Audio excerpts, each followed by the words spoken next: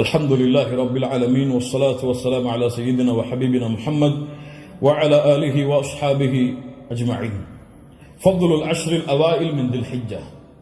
ذو الحج மாதத்துடைய முதல் 10 நாட்களில் சிறப்புகள். கண்ணியத்துக்குரியவர்களே, அல்லாஹ் ரப்புல் ஆலமீன் இந்த சமூகத்திற்கு செய்த மிகப்பெரிய அருள் என்னவென்றால், அல்லாஹ் ரப்புல் ஆலமீன் நன்மையான மாதங்களையும் நன்மையான நாட்களையும் நன்மைகளை அதிகப்படுத்தி தரக்கூடிய விஷயங்களையும் தீமைகளை அழிக்கக்கூடிய காரியங்களையும் அல்லாஹ் இந்த சமூகத்துடைய வாழ்நாளை அல்லாஹ் சுருக்கி இருந்தாலும் அந்த வாழ்நாளுக்குள் அல்லாஹ் அதிகப்படுத்தி தருகின்றான். ரமதான் முடிந்தால் அடுத்த நன்மைகள், அந்த மாதம் முடிந்தால் அடுத்த நன்மைகள் என்று அல்லாஹ் ரப்புல் ஆலமீன் ஒவ்வொரு மாதமும் சில நாட்களை அல்லாஹ் கணக்கிட்டு அந்த நாட்களில் அல்லாஹ் ரப்புல் ஆலமீன் அருள் செய்து மூமின்களுடைய ஈடேற்றத்திற்கு அல்லாஹ் ரப்புல் ஆலமீன் உதவி செய்கின்றான். கண்ணியத்துக்குரியவர்களே, அந்த அடிப்படையில் ரமதானுடைய மாதத்திற்கு பிறகு அல்லாஹ்விடத்திலே மிக கண்ணியமான, அல்லாஹ்விடத்திலே மிக சிறப்பு பெற்ற நாட்களை இன்ஷா அல்லாஹ் நாம் அடையப் போகின்றோம். அந்த நாட்கள் தான் துல்ஹஜ் மாதத்துடைய முதல் 10 நாட்கள். அல்லாஹ் ரப்புல் ஆலமீன் அவனுடைய புத்தகம் அல் குர்ஆனிலே சூரா ஹஜ்ஜுடைய 28வது வசனத்திலே ஹஜ்ஜை பற்றி இப்ராஹிம் அலைஹிஸ்ஸலாம் அவர்களை அறிவிக்க சொல்லுகின்றான். அப்போது அல்லாஹ் ரப்புல் ஆலமீன் ஹஜ்ஜுக்கு வருபவர்கள் செய்யக்கூடிய காரியத்தை பற்றி சொல்லும் பொழுது கணக்கிடப்பட்ட அந்த நாட்களில் அவர்கள் அல்லாஹ்வை புகழ்வார்கள். இமாம் இப்னு அப்பாஸ் ரலியல்லாஹு அன்ஹுமா கணக்கிடப்பட்ட நாட்களில் அல்லாஹ்வை புகழ்வார்கள் என்று அல்லாஹ் கூறுகிறானே, அந்த கணக்கிடப்பட்ட நாட்கள் எதுவென்றால் ஐயாமுல் அஷ்ர் அல்-அவாயில் மின் துல் ஹிஜ்ஜா, துல்ஹஜ் மாதத்துடைய முதல் 10 நாளை தான் அல்லாஹ் இங்கே குறிப்பிடுகிறான் என்று இப்னு அப்பாஸ் ரலியல்லாஹு அன்ஹுமா அவர்கள் சொன்னார்கள்.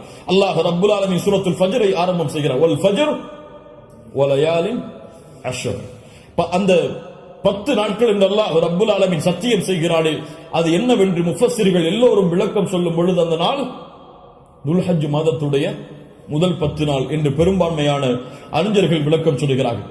இந்த துல்ஹஜ் மாதத்துடைய முதல் 10 நாளுடைய சிறப்பை புரிவதற்கு அல்லாஹ்வுடைய தூதருடைய இந்த ஒரு ஹதீஸை அறிந்தாலே போதும், எமக்கு அது போதுமானது. புகாரி ரஹிமஹுல்லாஹ், அபூ தாவூத் வ திர்மிதி போன்ற கிரந்தங்கள் எல்லாம் பதிவு செய்யப்படுகிறது. இப்னு அப்பாஸ் ரலியல்லாஹு அன்ஹு அவர்கள் கூறுவதாக, அல்லாஹ்வுடைய தூதர் ஸல்லல்லாஹு அலைஹி வஸல்லம் சொன்னார்கள், மா மின் அய்யாமின் அல் அமலு ஸாலிஹு ஃபீஹா அஹப்பு இலல்லாஹ் மின் ஹாதிஹில் அய்யாம், யானி அய்யாம் அல் அஷ்ர். அல்லாஹு அக்பர். அல்லாஹ்விடத்திலே நல்ல அமல்கள் செய்வதற்கு மிக விருப்பமான நாட்கள் இந்த ஐயாமுல் அஷ்ர், துல்ஹஜ் மாதத்துடைய முதல் 10 நாட்களை போன்று வேறு எந்த நாளும் கிடையாது. ரமதானுடைய இறுதி இரவுகள் அல்லாஹ்விடத்திலே மிக உயர்ந்தது. அல்லாஹ்விடத்திலே மிக உயர்ந்த 10 நாட்கள் துல்ஹஜ் மாதத்துடைய 10 நாட்கள் தான். ரமதானுடைய இறுதி 10 இரவுகள் அல்லாஹ்விடத்திலே மிக உயர்ந்த அந்தஸ்துடையது.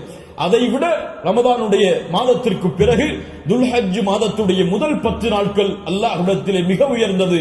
இந்த ஹதீஸை சொன்னவுடன் சஹாபாக்கள் கேட்டார்கள், வலல் ஜிஹாது ஃபீ சபீலில்லாஹ், அல்லாஹ்வுடைய பாதையில் போராடுவதை விடவும் இந்த நாளிலே செய்யக்கூடிய அமல்கள் மிக உயர்ந்ததா?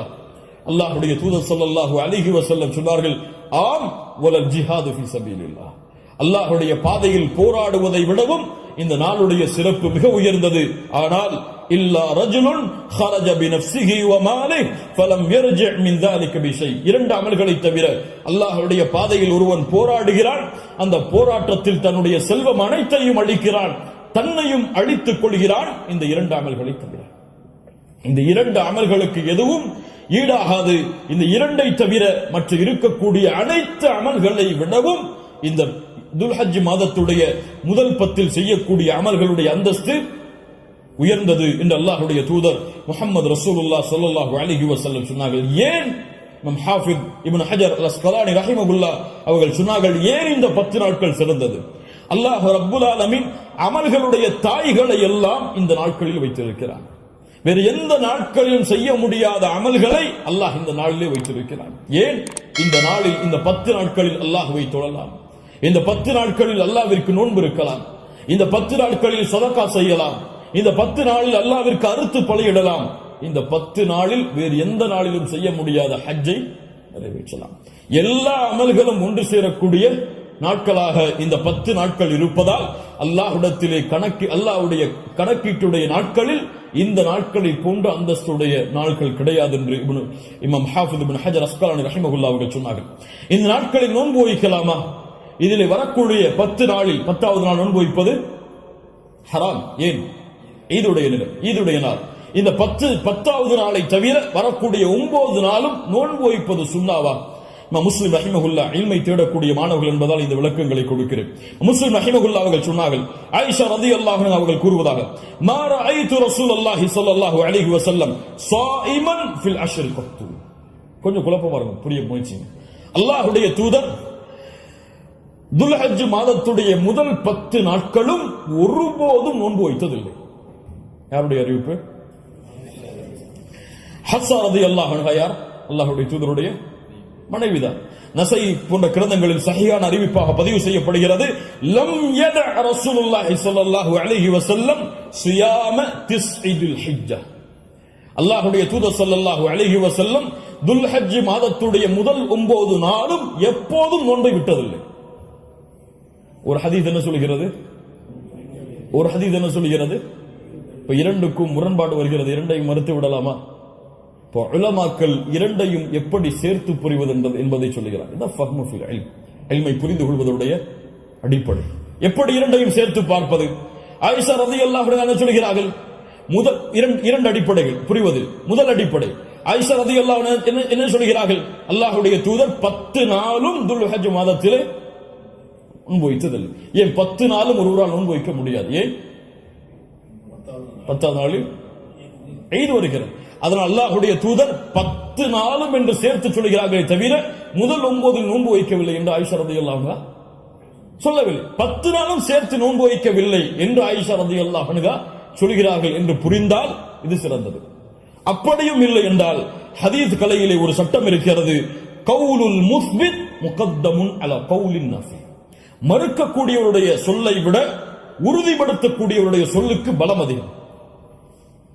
மறுப்பவர் மறதியில் மறுக்கலாம், ஆனால் உறுதிப்படுத்துபவர் மறதியிலோ அல்லது இட்டுக்கட்டப்பட்ட நிலையிலோ உறுதிப்படுத்த மாட்டார்.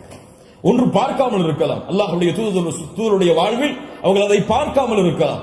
அந்த நாளில் அல்லாஹ்வுடைய தூதர் ஆயிஷா ரலியல்லாஹு அன்ஹாவோடு இல்லாமல் இருந்திருக்கலாம். ஆனால் ஹஃப்ஸா ரலியல்லாஹு அன்ஹா உறுதிப்படுத்துகிறார்கள்.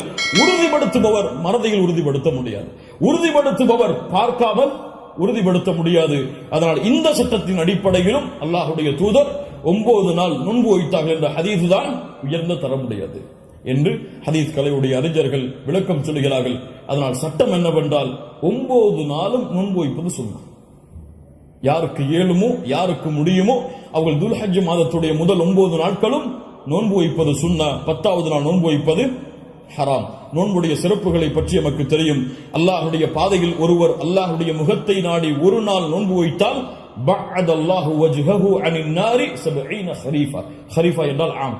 அல்லாஹ்வுடைய தூதர் ஸல்லல்லாஹு அலைஹி வஸல்லம் சொன்னார்கள், அல்லாஹ்வுடைய பாதையில் அல்லாஹ்வுடைய முகத்தை நாடி ஒருவர் ஒரு நாள் நோன்பு வைத்தால் அல்லாஹ் ரப்புல் ஆலமீன் அவருடைய முகத்தை நரகத்தில் இருந்து 70 ஆண்டுகள் தூரமாக்குகிறார். அல்லாஹ் அக்பர்.